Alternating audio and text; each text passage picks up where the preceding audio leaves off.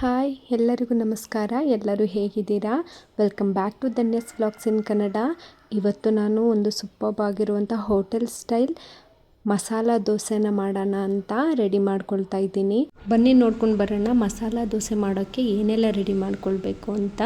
ನಿಮ್ಮ ಮನೆಗಳಲ್ಲಿ ಜನಗಳು ಎಷ್ಟಿದ್ದಾರೋ ಆ ಅಳತೆಗೆ ಅಕ್ಕಿನ ತಗೊಳ್ಳಿ. 3 ಲೋಟ ಆಗುವಷ್ಟು ಅಕ್ಕಿನ ತಗೊಂಡಿದ್ದೀನಿ. ಒಂದು 3/4 ಲೋಟ ಆಗುವಷ್ಟು ಉದ್ದಿನಬೇಳೆ ಅಕ್ಕಿ, ಈ ಸೊಸೈಟಿ ಅಕ್ಕಿ ಥರ ಬರುತ್ತೆ ಅಲ್ವಾ, ಆ ಥರದ್ದು ತಗೊಳ್ಳಿ.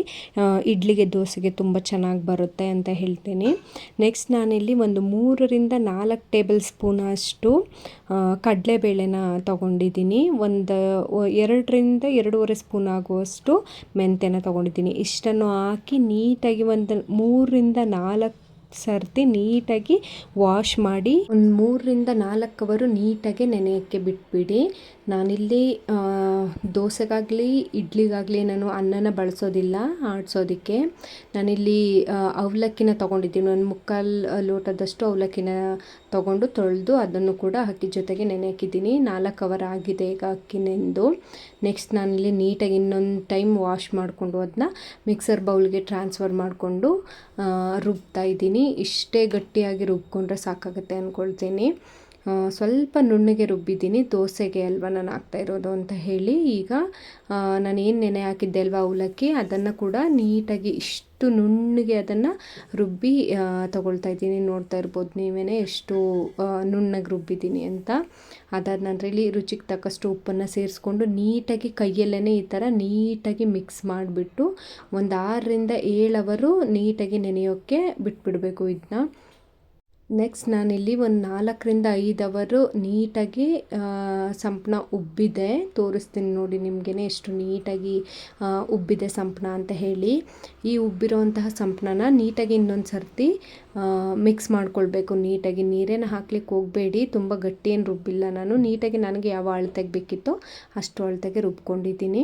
ನೀಟಾಗಿ ಈ ಥರ ರುಬ್ಬಾದ್ಮೇಲೆ ಈ ಮಸಾಲೆ ದೋಸೆ ಹೋಟೆಲಲ್ಲೆಲ್ಲ ನೀವು ಸಾಮಾನ್ಯವಾಗಿ ನೋಡಿರ್ತೀರ, ಎಷ್ಟು ಕೆಂಪಿಗೆ ಕಲ್ಲರಾಗಿ ಬಂದಿರುತ್ತೆ ಅಲ್ವಾ. ಅದು ಹೇಗೆ ಅಂದರೆ 1ರಿಂದ 1.5 ಟೇಬಲ್ ಸ್ಪೂನಷ್ಟು ಸಕ್ಕರೆನ ಅವರು ಮಿಕ್ಸ್ ಮಾಡ್ಕೊಳ್ತಾರೆ. ನಾನಿಲ್ಲಿ 1ರಿಂದ 1.5 ಟೇಬಲ್ ಸ್ಪೂನ್ ಸಕ್ಕರೆನ ಹಾಕಿ ನೀಟಾಗಿ ಮಿಕ್ಸ್ ಮಾಡಿ ಎತ್ತಿಟ್ಕೊಳ್ತಾ ಇದ್ದೀನಿ ಆ ಕಲ್ಲರ್ಗೋಸ್ಕರ.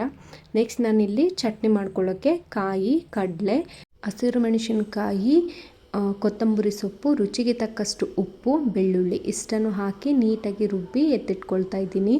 ಈ ಮಸಾಲ ದೋಸೆ ಚಟ್ನಿಗಳಿಗೆಲ್ಲ ಒಗ್ಗರಣೆ ಹಾಕೊಂಡ್ರೆ ಅದೇ ಒಂಥರ ಫ್ಲೇವರು, ತಿನ್ನೋಕ್ಕೆ ತುಂಬ ಚೆನ್ನಾಗಿರುತ್ತೆ ಅಂತ ಹೇಳಿ ಒಗ್ಗರಣೆ ಕೂಡ ಕೊಟ್ಕೊಳ್ತಾ ಇದ್ದೀನಿ. ಒಂದು ಪ್ಯಾನ್ಗೆ ಸ್ವಲ್ಪ ಎಣ್ಣೆ, ಸಾಸಿವೆ, ಕಡಲೆಬೇಳೆ, ಮೆಣಸಿನ್ಕಾಯಿ, ಫ್ರೆಶ್ ಆಗಿರುವಂತಹ ಕರಿಬೇವಿನ ಸೊಪ್ಪು ಇಷ್ಟನ್ನು ಹಾಕಿ ನೀಟಾಗಿ ಇದಕ್ಕೆ ಸೇರಿಸ್ಕೊಂಡ್ಬಿಟ್ರೆ ಒಗ್ಗರಣೆ ಚಟ್ನಿ ರೆಡಿನೇ ಆಗೋಗ್ಬಿಡುತ್ತೆ. ಮಸಾಲ ದೋಸೆಗೆ ಕೆಂಪು ಚಟ್ನಿ ಇದ್ದರೆ ತುಂಬ ಚೆನ್ನಾಗಿರುತ್ತೆ ಅಲ್ವಾ. ಬನ್ನಿ ಕೆಂಪು ಚಟ್ನಿ ಹೇಗೆ ರೆಡಿ ಮಾಡೋದು ಅಂತ ನೋಡೋಣ. ಒಂದು 7ರಿಂದ 8 ಬ್ಯಾಡಗೆ ಮೆಣಸಿನ್ಕಾಯಿ, ಒಂದು 4ರಿಂದ 5 ಅಷ್ಟೇ ಖಾರ ಮೆಣಸಿನ್ಕಾಯಿ ತೊಗೊಂಡಿದ್ದೀನಿ. ಕಡಲೆ, ಸ್ವಲ್ಪ ಮೆಣಸು ಮತ್ತು 1 ಗಡ್ಡೆ ಬೆಳ್ಳುಳ್ಳಿ, 1 ಈರುಳ್ಳಿ ತೊಗೊಂಡಿದ್ದೀನಿ. ನೆಕ್ಸ್ಟ್ ನಾನಿಲ್ಲಿ ಬಿಸಿ ನೀರಿಗೆ ನಾವೇನು ತೊಗೊಂಡಿದ್ವಿ ಅಲ್ಲ ಮೆಣಸಿನ್ಕಾಯಿ, ಅದನ್ನು ನೀಟಾಗಿ ಒಂದು ಸರ್ತಿ ಈ ಥರ ನೆನೆ ಹಾಕೋತಿದ್ದೀನಿ. ಮೆಣಸಿನ್ಕಾಯಿ ಸಾಫ್ಟಾಗಾದರೆ ಕೆಂಪು ಚಟ್ನಿ ತುಂಬಾ ಚೆನ್ನಾಗಿ ಬರುತ್ತೆ, ಅದಕ್ಕೋಸ್ಕರ ಈ ಥರ ನೆನೆಸ್ಕೊಳ್ತಾ ಇದ್ದೀನಿ. ನೆಕ್ಸ್ಟ್ ನಾನಿಲ್ಲಿ ನೆನೆಸ್ಕೊಂಡಾದ ತಕ್ಷಣ ಒಂದು ಬ್ಲೆಂಡರ್ಗೆ ಇದನ್ನು ಶಿಫ್ಟ್ ಮಾಡ್ಕೊಳ್ತಾ ಇದ್ದೀನಿ. ನಾನು ಏನೇನು ಐಟಮ್ಸ್ ತೊಗೊಂಡಿದ್ದೆ ಅದನ್ನೆಲ್ಲ ಇದಕ್ಕೆ ಹಾಕ್ಕೊಂಡು ಬ್ಲೆಂಡ್ ಮಾಡಿ ಎತ್ತಿಟ್ಕೊಳ್ತೀನಿ. ತೋರಿಸ್ತೀನಿ ನೋಡಿ ಈಗ ಕೆಂಪು ಚಟ್ನಿ ಎಷ್ಟು ಚೆನ್ನಾಗಿ ಬಂದಿತ್ತು, ಕಲರ್ಫುಲ್ಲಾಗಿ ಅಂದರೆ ತುಂಬ ಚೆನ್ನಾಗಿ ಕಾಣಿಸ್ತಾ ಇತ್ತು. ಅದನ್ನು ನೆಕ್ಸ್ಟು ನಾನಿಲ್ಲಿ ಒಂದು ಬೌಲ್ಗೆ ಶಿಫ್ಟ್ ಮಾಡ್ಕೊಳ್ತಾ ಇದ್ದೀನಿ. ಮಸಾಲ ದೋಸೆಗೆ ಬೇಕಿದ್ದಂತಹ ಕೆಂಪು ಚಟ್ನಿ ರೆಡಿ ಆಯಿತು. ಈಗ ಮಸಾಲ ದೋಸೆ ಮೇಲೆ ಹಾಕೋಕ್ಕೆ ಆಲೂಗಡ್ಡೆ ಪಲ್ಯನ ರೆಡಿ ಮಾಡ್ಕೊಳ್ಳೋಣ. ಒಂದು 5 ಆಲೂಗಡ್ಡೆನ ತೊಗೊಂಡು ಒಂದು 4ರಿಂದ 5 ವಿಷಲ್ಲು ಕುಗ್ಸಿ ಇಟ್ಕೊಂಡಿದ್ದೀನಿ. ಆರಿತ್ತು. ಇವಾಗ ಕೈಯಲ್ಲೇ ಈ ಥರ ನೀಟಾಗಿ ಸ್ಮ್ಯಾಶ್ ಮಾಡಿಕೊಂಡು ಎತ್ತಿಟ್ಕೊಳ್ತಾ ಇದ್ದೀನಿ. ನೆಕ್ಸ್ಟ್ ನಾನಿಲ್ಲಿ ಸ್ಟವ್ನ ಹಚ್ಕೊಂಡು ಒಂದು ಪ್ಯಾನ್ನ ಇಟ್ಕೊಂಡಿದ್ದೀನಿ. ಅದಕ್ಕೆ ಸ್ವಲ್ಪ ಎಣ್ಣೆ, ಸಾಸಿವೆ, ಕಡಲೆಬೇಳೆ, ಕರಿಬೇವಿನ ಸೊಪ್ಪು ಇಷ್ಟನ್ನು ಹಾಕಿ ನೀಟಾಗಿ ಒಂದು ಸತಿ ರೋಸ್ಟ್ ಮಾಡ್ಕೊಳ್ತೀನಿ. ನೆಕ್ಸ್ಟ್ ನಾನಿಲ್ಲಿ ಖಾರಕ್ಕೆ ಅಂತ ಹೇಳಿ ಹಸಿರು ಮೆಣಸಿನ್ಕಾಯಿನ ತೊಗೊಂಡಿದ್ದೀನಿ. ನಾನು ಏನು ತೊಗೊಂಡಿದ್ದೆ 3ರಿಂದ 4 ಹಸಿರು ಮೆಣಸಿನ್ಕಾಯಿ, ಅದನ್ನು ಕೂಡ ಹಾಕಿ ನೀಟಾಗಿ ಮಿಕ್ಸ್ ಮಾಡ್ಕೊಳ್ತೀನಿ. ಈರುಳ್ಳಿನೂ ಕೂಡ ಹಾಕಿ ನೀಟಾಗಿ ಸಾಫ್ಟ್ ಆಗೋವರೆಗೆ ನೀಟಾಗಿ ರೋಸ್ಟ್ ಮಾಡ್ಕೊಳ್ತೀನಿ. ನೆಕ್ಸ್ಟ್ ನಾನಿಲ್ಲಿ ಏನು ಒಗ್ಗರಣೆ ಹಾಕಿದ್ದೀನಿ ಅದಕ್ಕೇ ಒಂದು 1/4 ಟೇಬಲ್ ಸ್ಪೂನ್ ಆಗುವಷ್ಟು ಟರ್ಮರಿಕ್ ಪೌಡರು, ಅರಿಶಿನ ಪುಡಿಯನ್ನು ಹಾಕ್ಕೊಂಡು ಮಿಕ್ಸ್ ಮಾಡ್ಕೊಳ್ತೀನಿ. ಅರಿಶಿನ ಅರಿಶಿನ ಪುಡಿ ಹಾಕೋದ್ರಿಂದ ಆಲೂಗಡ್ಡೆ ಪಲ್ಯ ಕಲರು ತುಂಬ ಚೆನ್ನಾಗಿ ಬರುತ್ತೆ ಅಂತ ಹೇಳ್ಬೋದು. ನಾನು ನೆಕ್ಸ್ಟ್ ಇಲ್ಲಿ ನಾನು ಏನು ಕೈಯಲ್ಲೇ ಸ್ಮ್ಯಾಶ್ ಮಾಡಿ ಎತ್ತಿಟ್ಕೊಂಡಿದ್ದೆ ಅಲ್ವಾ, ಆ ಆಲೂಗಡ್ಡೆನ ಈಗ ನಾನೇನು ಒಗ್ಗರಣೆ ಹಾಕಿದ್ದೀನಿ ಅದಕ್ಕೆ ಸೇರಿಸ್ಕೊಳ್ತಾ ಇದ್ದೀನಿ. ಸ್ವಲ್ಪ ಕೊತ್ತಂಬರಿ ಸೊಪ್ಪನ್ನ ಸೇರಿಸ್ಕೊಂಡ್ಬಿಟ್ರೆ ಪಲ್ಯ ರೆಡಿನೇ ಆಗೋಗ್ಬಿಡುತ್ತೆ. ಈ ಕಡೆ ತವ ಕೂಡ ಕಾಯೋಕ್ಕೆ ಇಟ್ಕೊಂಡಿದ್ದೆ ನಾನು. ಈಗ ಮಸಾಲೆ ದೋಸೆನ ಹಾಕ್ತಾಯಿದ್ದೀನಿ, ನೋಡೋಣ ಹೇಗೆ ಬರುತ್ತೆ ಅಂತ.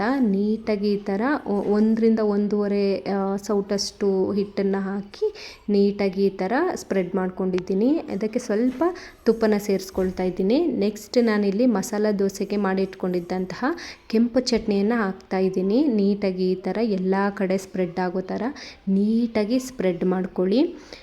ನಂತರ ನಾವೇನು ಮಾಡಿ ಇಟ್ಕೊಂಡಿದ್ವಿ ಅಲ್ವಾ ಆಲೂಗಡ್ಡೆ ಪಲ್ಯ, ಅದನ್ನು ಕೂಡ ದೋಸೆಯ ಮಧ್ಯದಲ್ಲಿ ಈ ಥರ ಇಟ್ಬಿಟ್ಟು ಸ್ವಲ್ಪ ಸ್ಪ್ರೆಡ್ ಮಾಡ್ಕೊಳ್ಳಿ. ಸ್ಟವ್ನ ಆದಷ್ಟು ಲೋ ಫ್ಲೇಮಲ್ಲೇ ಇಟ್ಕೊಂಡು ಮಾಡಿ. ನೋಡ್ತಾ ಇರ್ಬೋದು ಈಗ ಮಸಾಲೆ ದೋಸೆ ಬೆಂದಿದೆ, ತೆಗೆದು ತೋರಿಸ್ತಾ ಇದ್ದೀನಿ ನೋಡಿ. ತುಂಬ ಅಂದರೆ ತುಂಬಾ ಟೇಸ್ಟಿಯಾಗಿ ಕ್ರಿಸ್ಪಿಯಾಗಿ ಬಂದಿತ್ತು. ನನಗಂತೂ ತುಂಬ ಅಂದರೆ ತುಂಬಾ ಇಷ್ಟ ಆಯಿತು ಮಸಾಲೆ ದೋಸೆ. ಟೇಸ್ಟ್ ಮಾತ್ರ ಅಲ್ಟಿಮೇಟಾಗಿ ಬಂದಿತ್ತು. ನೀವು ಕೂಡ ಒಮ್ಮೆ ಮನೆಯಲ್ಲಿ ಟ್ರೈ ಮಾಡಿ ನೋಡಿ ಅಂತ ಹೇಳ್ತೀನಿ. ಹಾಗೆ ಕಮೆಂಟ್ ಮಾಡೋಕ್ಕೆ ಮರಿಬೇಡಿ ರೆಸಿಪಿ ಹೇಗೆ ಬಂದಿತ್ತು ಅಂತ. ನಾನು ಮಾಡಿರುವಂಥ ಈ ಪುಟ್ಟ ರೆಸಿಪಿ ನಿಮ್ಗೆ ಇಷ್ಟ ಆಗಿದ್ದರೆ ಪ್ಲೀಸ್ ಒಂದು ಲೈಕ್ ಮಾಡಿ. ಹಾಗೆ ಯಾರೆಲ್ಲ ನನ್ನ ಯೂಟ್ಯೂಬ್ ಚಾನಲ್ನ ಇನ್ನೂ ಸಬ್ಸ್ಕ್ರೈಬ್ ಮಾಡದೆ ನೋಡ್ತಾ ಇದ್ದೀರೋ ಪ್ಲೀಸ್ ಸಬ್ಸ್ಕ್ರೈಬ್ ಮಾಡ್ಕೊಂಡು ಕೂಡ ನೋಡಿ. Thank you all.